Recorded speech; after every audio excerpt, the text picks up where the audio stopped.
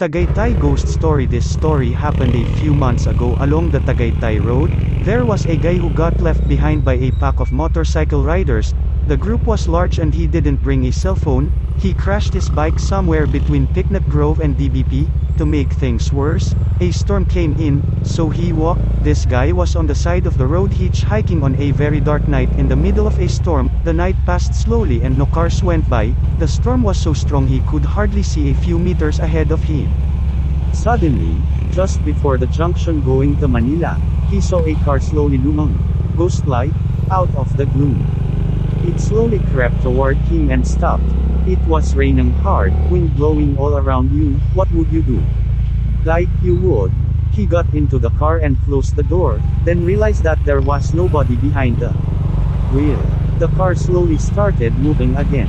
The guy was terrified, too scared to think of jumping out and running. The guy saw that the car was slowly approaching a sharp curve. The guy started to pray, begging for his life.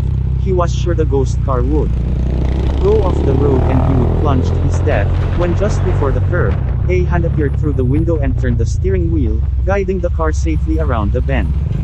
Terrified, the guy watched the hand reappear every time they reached a curve. Finally, the guy gathered his wits and leaped from the car and ran to the nearest place where there were houses.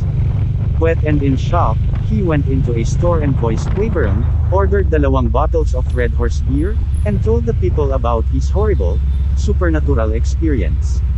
A silence enveloped everybody when they realized the guy was apparently sane and not drunk. About half an hour later 2 guys walked into the same store. One says to the other, "Yan siya nga yung sumakay habang nagtutulak tayo."